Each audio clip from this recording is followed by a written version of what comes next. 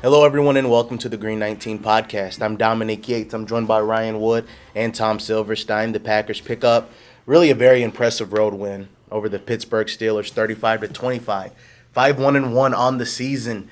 Aaron Rodgers, he sacked 3 times. Jordan Love was terrific. There's really a lot of different angles and really things that we can just kind of break down through this game, but as always, I just like to get your guys' opening thoughts and just an instant analysis, if you will. And Spoon, you can start it off. Well, the better quarterback won.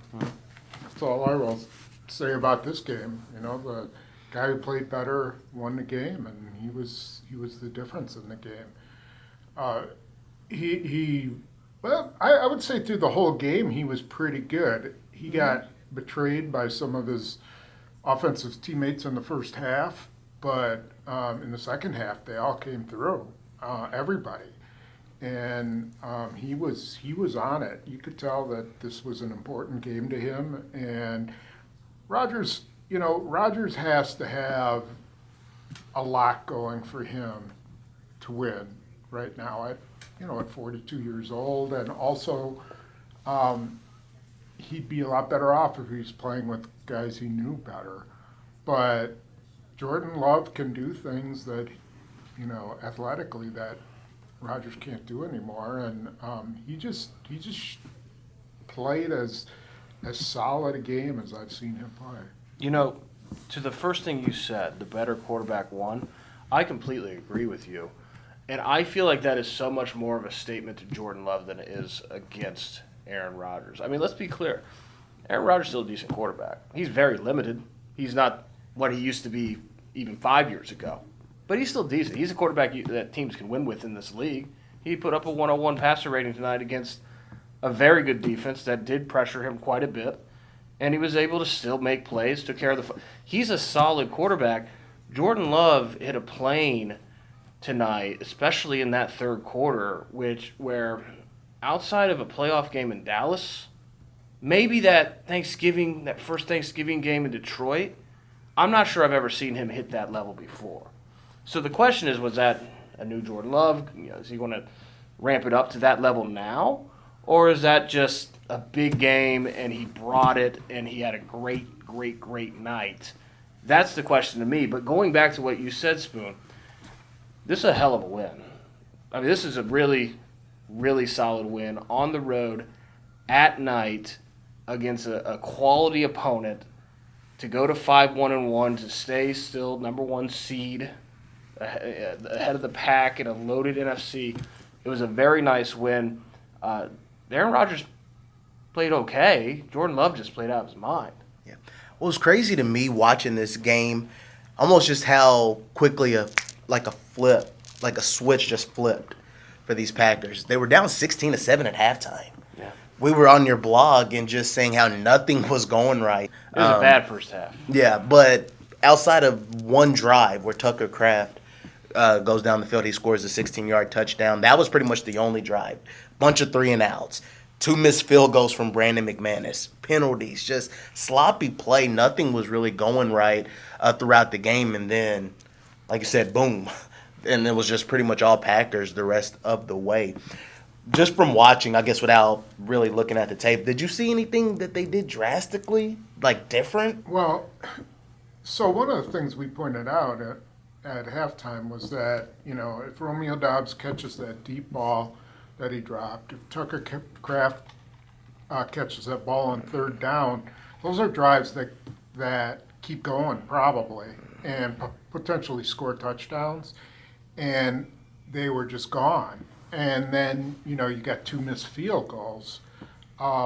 So that's if you go back and look at that and say, okay, if those things don't happen, maybe it's a different first half. It at least told you that there was potential for them to do something. But I think what happened in the second half was they adjusted to me it seemed like they adjusted to the Steelers just playing in the box and decided they could get some yards, easy yards on the perimeter in the flats, because they're coming up field hard, and they ran a lot of little pick routes and screen type things, and they just consistently kept moving the ball, and got some really nice easy throws for Love, and he got in a rhythm, and then he made some really good tough throws, and I thought they had the Steelers off balance pretty much the whole entire second half. Yeah, there are a couple of areas, Ryan, that stood out to me with the offense, and really you can take it any route that you want. But I thought about how, number one, you didn't have a guy like T.J. Watt just like change a game, disrupt the game, made it difficult. Cam Hayward, just like a lot of these really good defensive players, they weren't like these huge factors that caused problems for the Packers really from just throughout the entire game.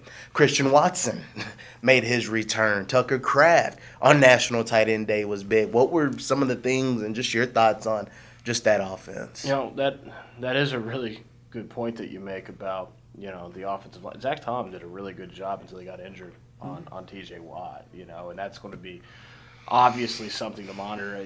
That's a big piece for them. They need Zach Tom. He did come back, though. They did? He did? Yeah, Zach Tom came back. Because end of the game, I'm always like face in the computer trying to write the final game story at the Gun. So that's obviously it's huge that he came back because they need him healthy, and he's been playing through so much this season that it's just the wear and tear. You do wonder, okay, is he going to be able to make it week in, week out? He has for a little while now. But the protection, it starts there, right? Yeah.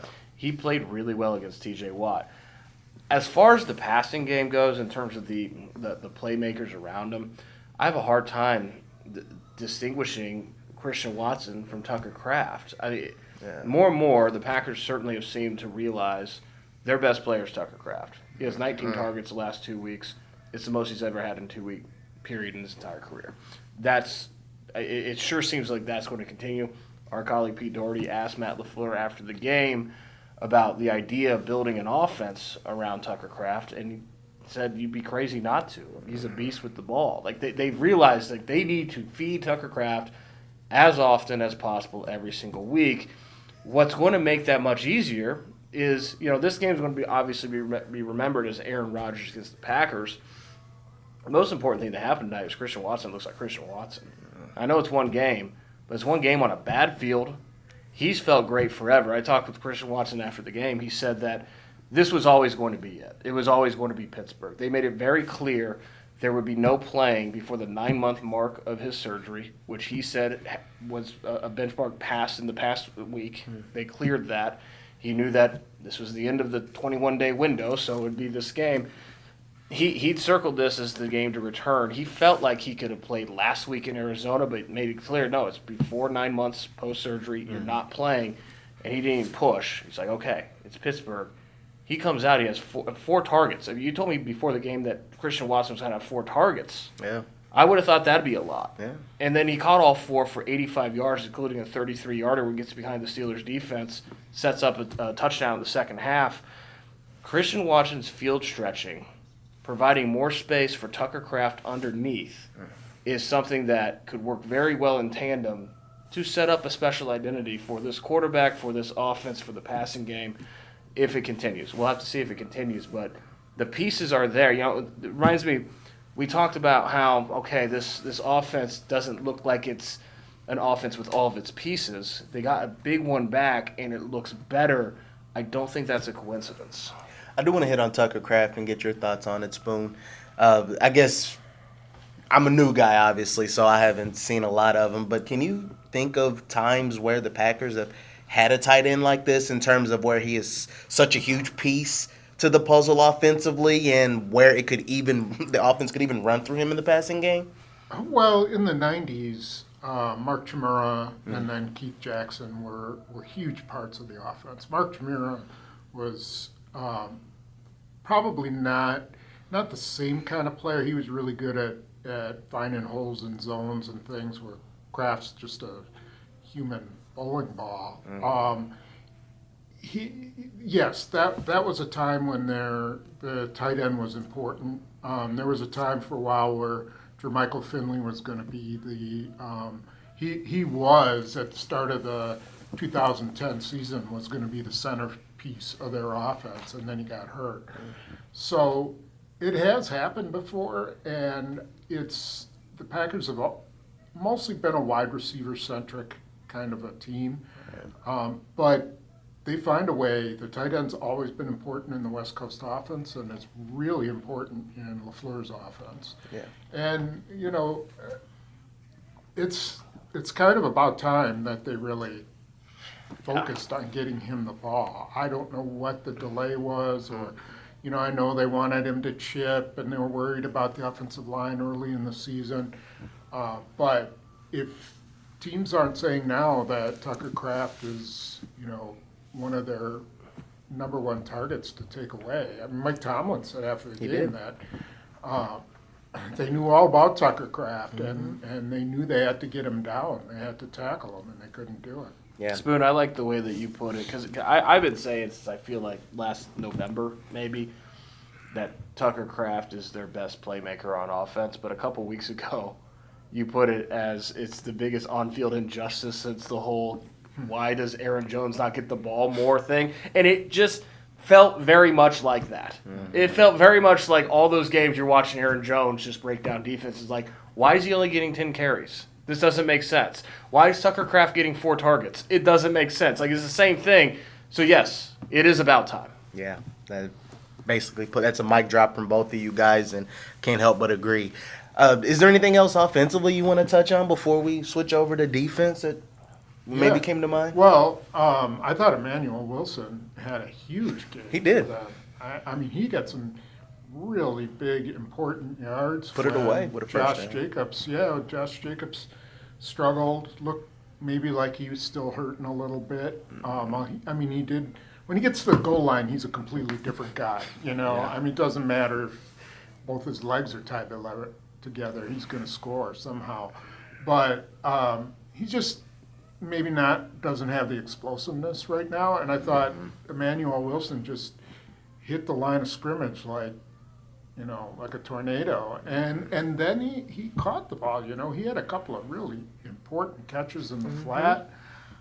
Played a really solid game, and I didn't think he had played well up to this point of the season, and I thought he came up big for them in a important game, and so that's a couple guys did. Malik Heath did that as well. Yes. Malik Heath came up with some huge blocks. He had a couple of first downs that were really important. Savion Williams got his first touchdown, and they're exploring. The one thing I thought was really important that first drive was they were bringing in guys. They were shifting. They were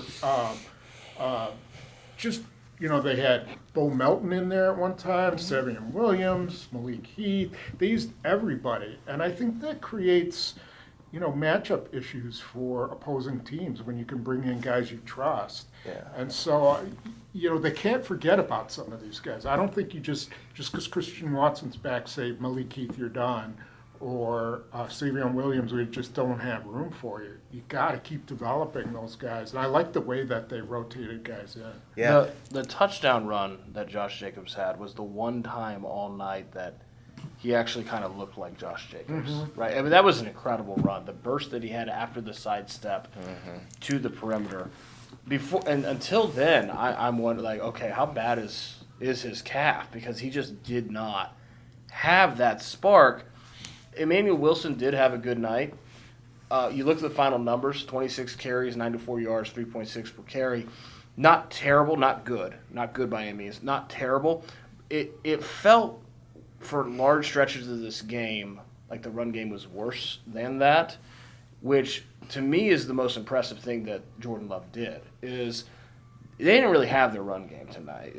All the uncertainty, the moving pieces, the lack of pop from Josh Jacobs, they had to put this game on Jordan Love's back, and he delivered without having that balance. That's not an easy thing to do. So for him to play this well in those circumstances, that was what impressed me the most. Spoon, you made me think about when you talked about Malik Heath and some of the other guys that they utilized. In the first half, that touchdown drive that they had, the one touchdown drive they had, I looked at Ryan during that. I said that play calling was terrific. Yeah.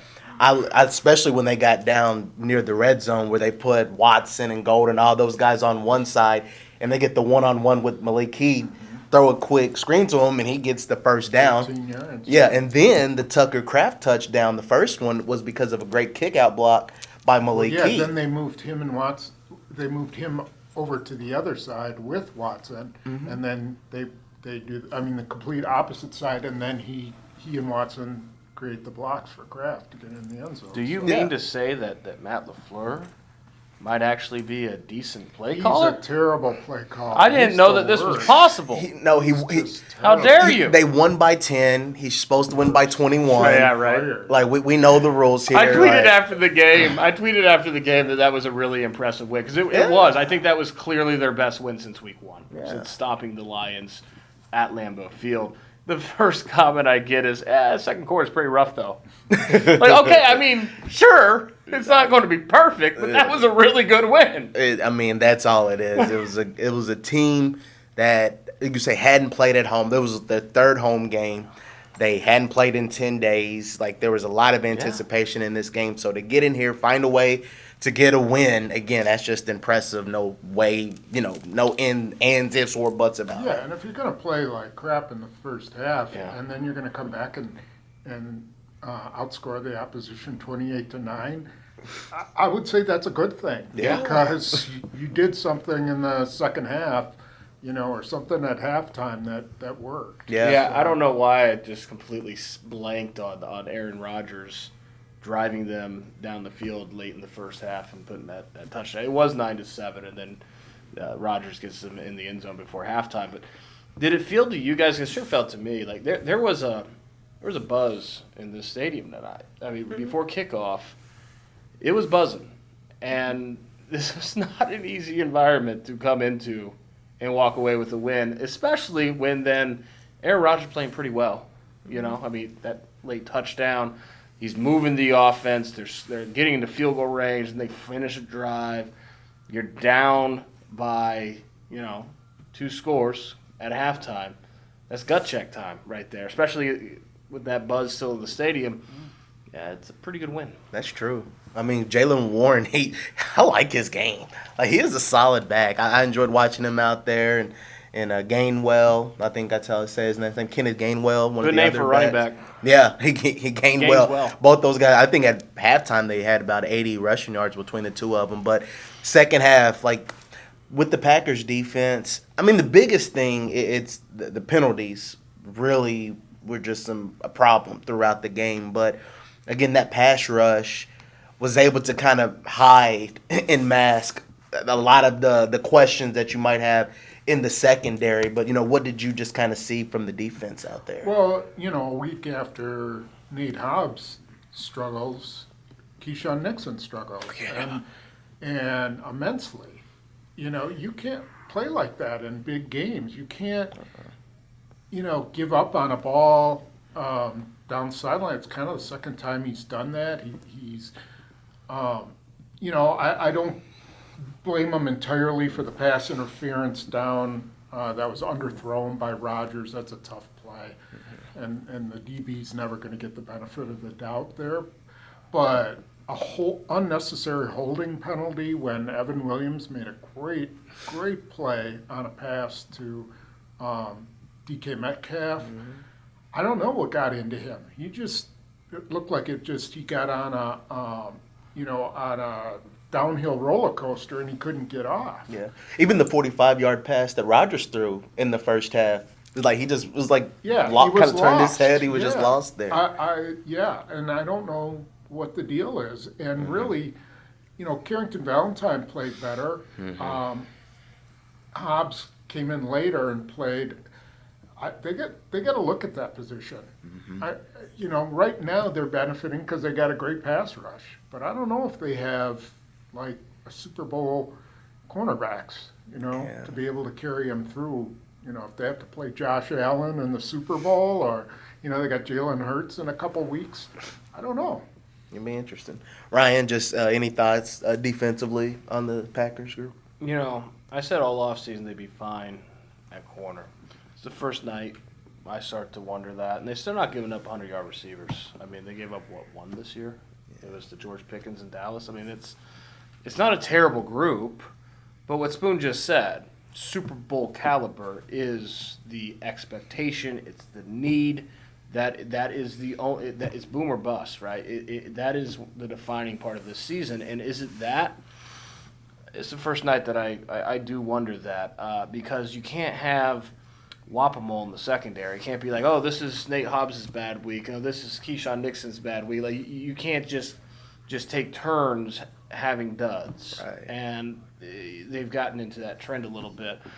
The most surprising thing tonight's got to be Christian Watson looking like Christian Watson's first game back. Second most surprising thing, we were told all week that they were going to be patient with Nate Hobbs.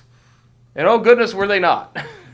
Carrington Valentine gets the start, and he played really well. I mean, he broke up the touchdown pass to DK Metcalf in the end zone, almost had another one. Yeah. On an island all alone, almost had another one.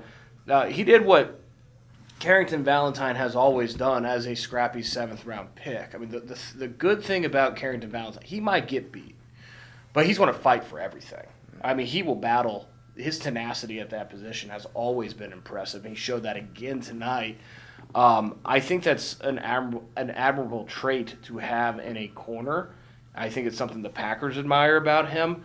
I would imagine he'll be starting again next week. I also imagine that the Packers are going to be more patient with Keyshawn Nixon than they actually were with Nate Hobbs. Like, Keyshawn Nixon's played pretty darn well outside of tonight. So I think that's a different situation.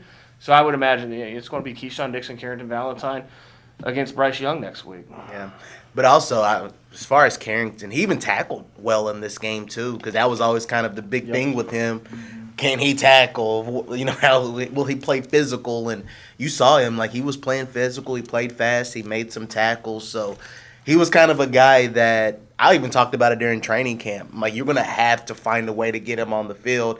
And he was putting pressure almost on coaches to say, hey, you got to play this guy. So that really stood out to me. Yeah, I wouldn't rule out Nate Hobbs the rest of the year. I mean, I still think he'll come around because he was a solid, pretty good slot corner in Las Vegas, and he got that money for a reason. I mean, he was a good corner. The problem was he couldn't stay healthy, and I think that might be the problem now. Is that knee injury? I mean, that came up before the Arizona game, and I don't know. Maybe he shouldn't have played in that game because I think he popped up on the injury report on Friday, and then played, and he just didn't look very good. And maybe this time they decided, well, okay, we're just gonna lay off him and see if we can let that heal a little bit and go with Valentine. So I don't know. It'll be interesting to see how they do it. But they got a problem because Javon Bullard's still their slot corner, and I can't see them taking him out. I just don't see it. It's a good problem to have, though, right? I mean, there are worse things than having depth. They might have a little bit of depth there. They just got to be more consistent with who's on the field. Injuries happen. The attrition of a season. I'm totally with you. Nate Hobbs is still an important piece. Oh, yeah. I mean, he's a physical guy. Like, you need that physicality on the defense. And, I mean, like you said, you definitely see it up front. So I do want to just kind of hit a little bit more on that pass rush, especially getting a boost, having Devontae Wyatt back in the mix. You were able to see some snaps from him. You saw it was a huge difference, right? And you saw kind of those adjustments, too. And I think the run game for the Steelers it wasn't as great, you say, in the second half compared to the first. You have 2 sacks from Rashawn Gary, 1 from Michael Parsons. But it really just, again, guys were just active. And they talked about going into this game when you have a guy like Aaron Rodgers who's played 2 decades of football. He's seen it all. He's done it all. It's going to be hard to disguise things or give him a look he hasn't seen. But at the end of the day, you have to try to get him off his spot. And that pass rush, I would say, like I said, did its job and made things a little difficult for him. Yeah, I mean, what they did, I think, is they were okay with him dinking and dunking. They just don't want Aaron Rodgers to tear them apart with 20-yard completions because I think they felt like they could rally to the football, and they did. And they could rush with four, and they could play a lot of zone. You know, Rodgers wants to have time, and he wants to be able to have long developing routes. He doesn't want to get the ball out of his hands right away. And they pretty much forced him to do that, and they weren't afraid of that. And I think that was a good game plan. Was, all right, we're just going to play our zones. You know, we'll fake some, rushes, fake some blitzes, bring some guys around. But mostly we're going to just make you get the ball out of your hand. And I thought that was a good game plan. Yeah. Ryan, just any final thoughts you can say on defense or the pass rush, or, just what this defense looks like when you have Devontae Wyatt back in the mix? Yeah, looks a lot better, doesn't it? Rashawn Gary has 7.5 sacks this season. You all know how many sacks he had last season? What was it? 6.5 or 7.5? He had 7.5 sacks all of last season. He's only 2 sacks shy of his career high in 2021, 9.5 sacks. Micah Parsons bringing out the best in Rashawn Gary. We're seeing that. I mean, give Rashawn Gary credit. He's a very talented pass rusher himself. But it's a different thing when you pair him with Micah Parsons, who now has 6.5 sacks this season. But like the sack numbers for Micah Parsons, it's like the iceberg, right? It's just the surface. There's so much in terms of his presence, his impact, that go beneath the numbers. It's just night and day what he brings and how much he frees up everyone else around. I think Rashawn Gary is the best example of that fact that he's sitting on 7.5 sacks right now. I said it immediately after the trade. Rashawn Gary's going to have his first double-digit sack season of his career. He's certainly on pace to do that. He's got at least, I could think of 2, maybe 3, where he sacked a quarterback at the line of scrimmage because Micah Parsons had just chased him, up into had come all the way around and chased him up into the pocket and then almost right to Rashawn Gary. Yeah. So there's a huge, huge difference with Micah Parsons. The first sack tonight, the 3rd and 15, I thought that Micah Parsons was going to get a half on that. I mean, he collapsed the pocket, Might change it. made the pressure, and he was in on it. So I fully expected watching it to be a split sack, and then it was all to Rashawn Gary. He opens a lot of those up. He really does, and it's crazy because we've talked about that impact. We've talked about how it should elevate the players around him, and you're seeing that, and it's kind of come to fruition. Far from a finished product, but you get a glimpse throughout these past several games of what that pass rush can be when it's playing at a high level. And again, it was just. It just did a good job on the pass rush, kind of hiding some of the things in the secondary. But you can kind of get away with that in certain games, at least in this environment. But moving forward, it'll be something to monitor. Special teams, second half, they got a little bit better, I guess. But Chip shot field goals. Exactly. But it's really hard to even say that. I'm not.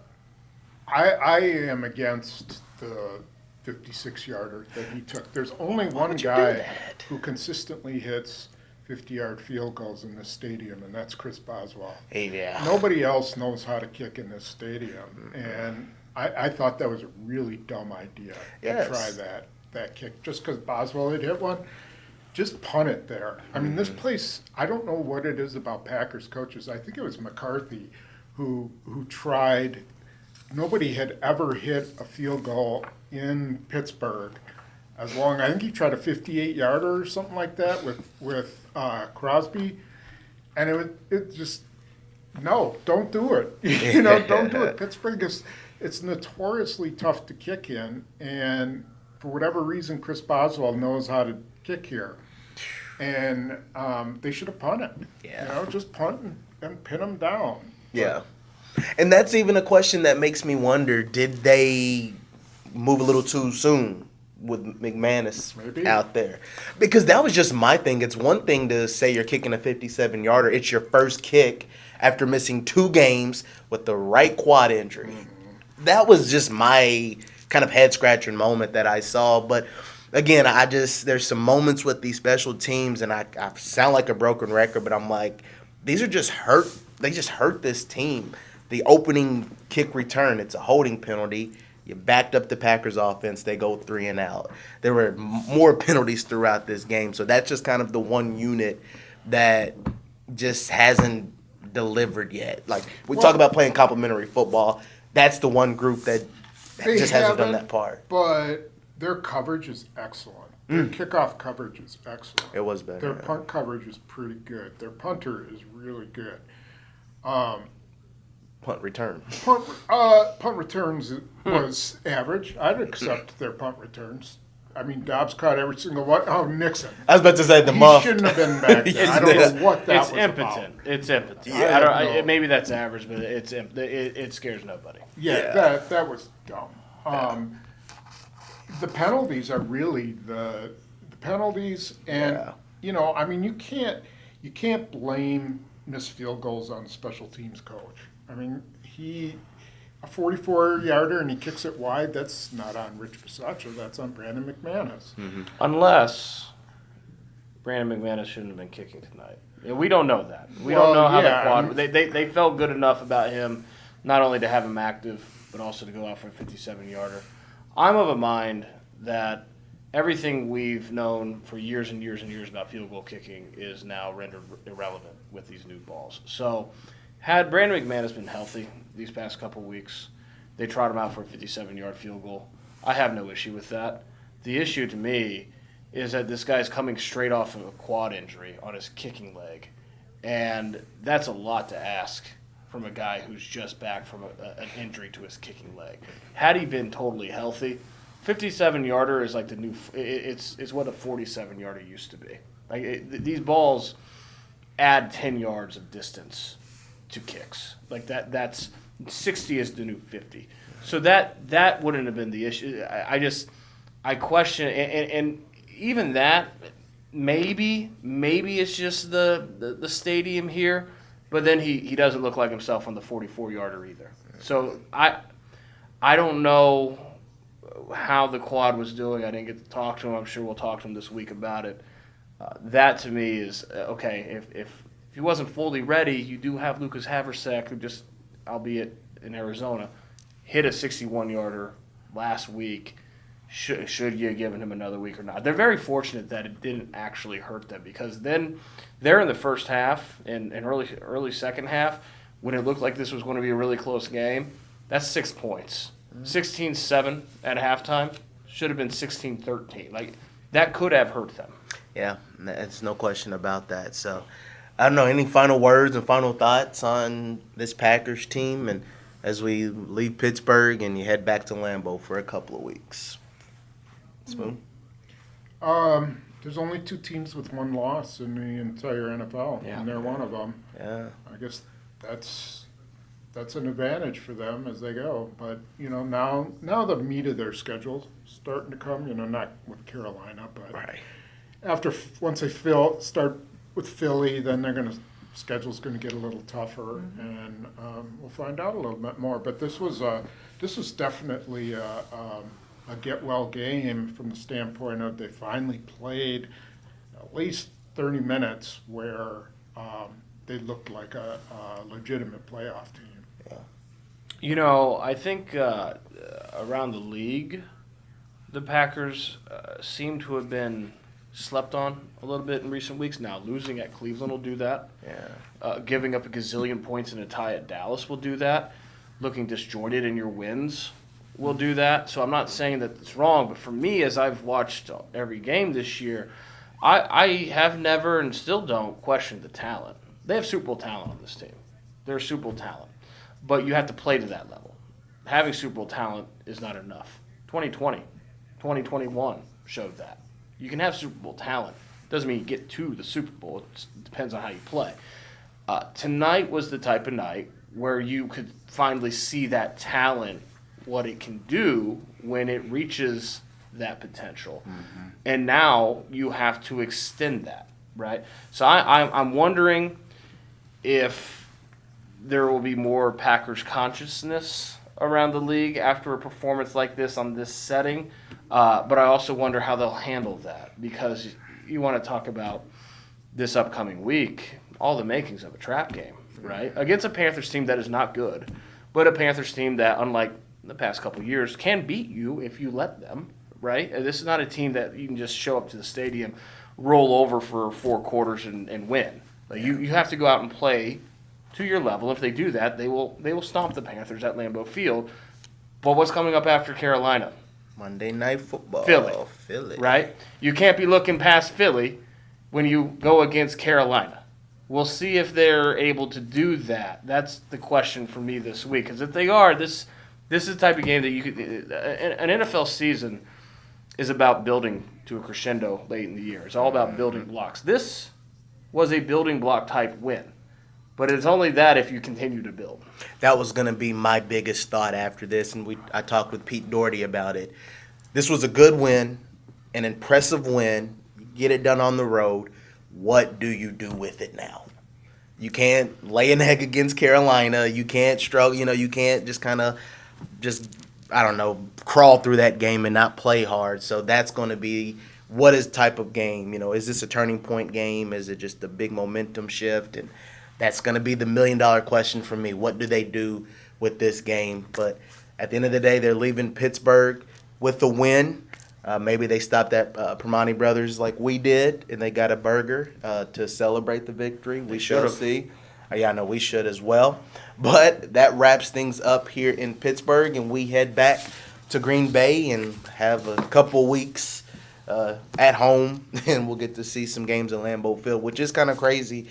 Was it like 51 days or something it'll be like 51 days or something crazy since the Packers have played at home? Hey, considering I was officiating a wedding when they hosted the Bengals, I haven't seen a game at Lambeau Field since week 2, so I am very much looking forward to being at home. It'll be nice, and some cheese curds at halftime, and obviously just going home to sleep in your bed after the game. That's what it's all about. So, guys, thank you. As always, appreciate it, so we can get out of here and wrap this thing up. And we thank you for checking out the Green 19 podcast. For Ryan Wood, Tom Silverstein, I'm Dominique Yates.